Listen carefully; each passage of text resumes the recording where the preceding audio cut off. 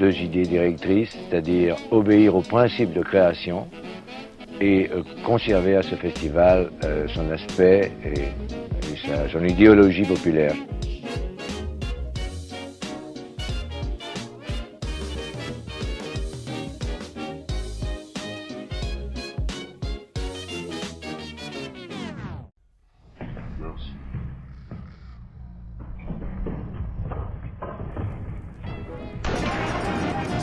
Alors, le spectacle a eu deux vies, on va dire. Au départ, ça part d'une envie de projet pour la Nuit des musées 2017. On a eu l'occasion de faire quelque chose pour la maison Jean Vilar.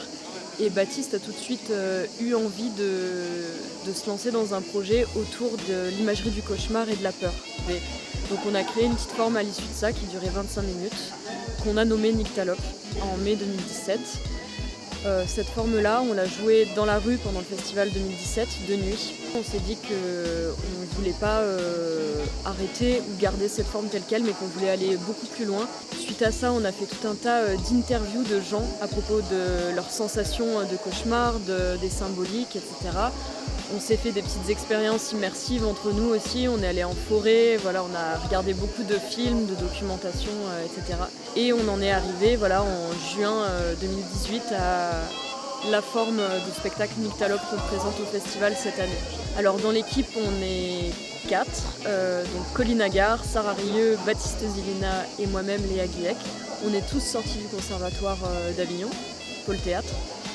Et chacun a un petit peu ses spécificités qu'on apporte à la compagnie. Baptiste est plasticien, marionnettiste, musicien.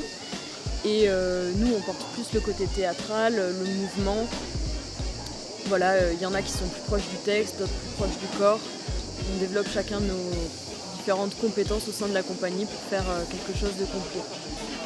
Comment dire, ce qui est sûr, c'est que c'est un spectacle visuel, ouais.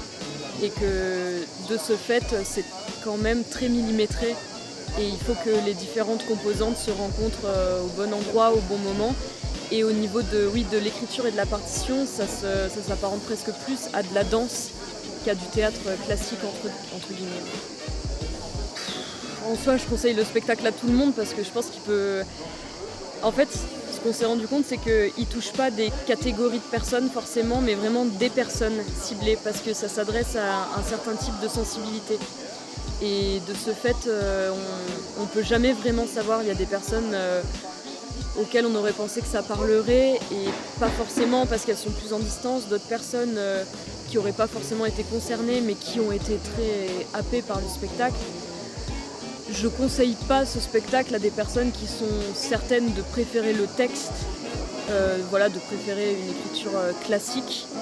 Et je ne conseille pas ce spectacle aux personnes qui ont envie de rester dans des cases ou dans un confort de spectateur parce que c'est vrai que c'est inconfortable.